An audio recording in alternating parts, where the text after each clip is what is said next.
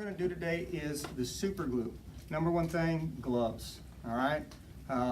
You get the super glue on you, it's not coming off. There's going to have to be some special cleaners that are going onto that.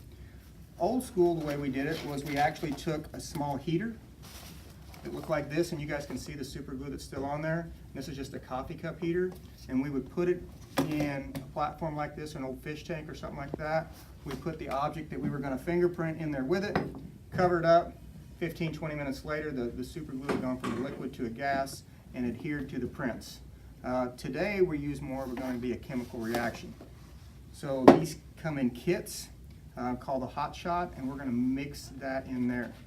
So we're going to take our base, which is just a calcium powder, and pull that off, and that's going to let that come away from that, and you can see that it's actually starting to dump in there, a little bit of powder, and we're going to drop it in there.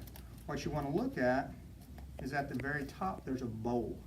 So that's what the super glue is going to go in. This is an activator.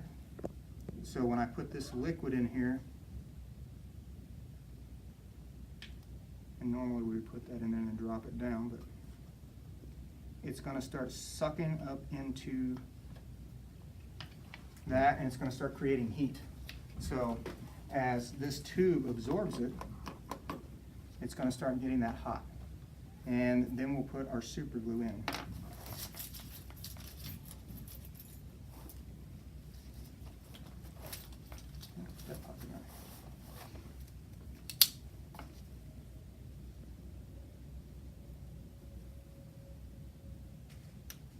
So this is where it's going to get messy. We're going to just drip that liquid super glue. And then get rid of it. Just by cutting that top, I can already feel super glue on my thumb. So if you think that you're not going to get super glue on you, yeah, you're probably going to get super glue on you. Metal objects work really good to fingerprint. Glass works really good to fingerprint. No matter what, whatever you print, you're going to have it stuck there permanently. And I can hear this now, and it's starting to bubble and create heat. So if you hold your hand over it, plus I can hear it. Can you guys hear that? Okay, that means it's starting to go. So it's going to give you a noise that says, hey, this is going. And you can see the super glue starting to fume already. So we're going to put that in there, and then we got to seal it because we're trying to trap that gas in it. So an old trash bag or something like that will actually work really, really well. Get that all sealed in. When we put it on a table, like we've done here, we have to cover the table with some kind of paper or something like that, because this is still going to go down because it's a gas. Some of it's going to leak out, and we will have problems with our table because we'll never get it off of that table. So make sure you cover your table. If you do it on the floor, same thing. All right? So we'll start again here in a few minutes after that starts working, and when we pull that can out, we'll start looking at the fingerprints. Okay, so we put this in our fuming chamber. Roughly 20 minutes ago, we put that aluminum can. We're going to take it off. We're going to keep our face back when we're pulling it off. That way that vapor, when it comes off, is going to not get in our face. We don't want it. We can actually reuse this bag, so there's no sense in throwing it away. The container is going to have a little bit of liquid, but as you notice, as the heat swole up, it actually swole that container, and so it's not necessarily going to want to dump out there. We'll take the original lid, we'll put it back on, and it's safe to go ahead and throw in the trash. We're done with that part. Now, we can take this and we'll use a powder, not a magnetic. We're going to use an actual powder, and we're going to start developing these prints. Where we put it on and it's sealed with the super glue, those prints are there forever. So we can print it multiple times, and we can start lifting different prints. It also will save you that, let's say normally you brush just a little too hard and you keep damaging your prints. Well, if you fume it before you start printing, it'll lock them in and it'll keep you from knocking them off.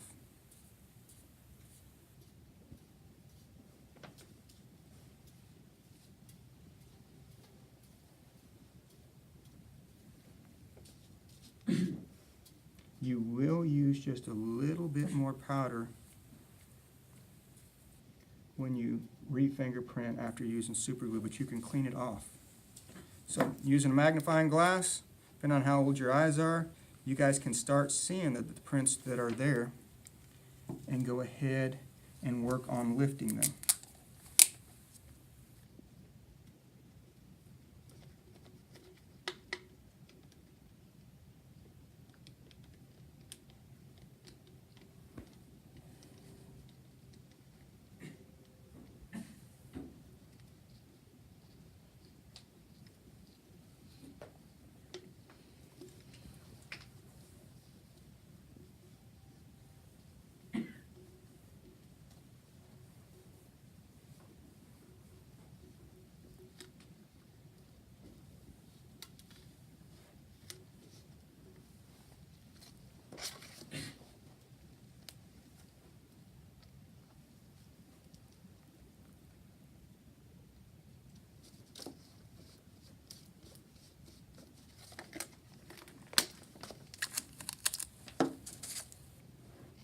Okay, so when we look and we see it, and because we printed so much of that can, maybe it's kind of hard to see. So we can go ahead and circle the print that we want.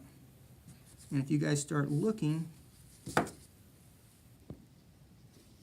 best partial print is actually right in here, but we had an air bubble. But there's another perfect loop right here. So when you guys start looking at it, you can go ahead and identify where your prints are at. So when it goes to the crime lab, they can say, these are the ones that I really want you to specifically look at.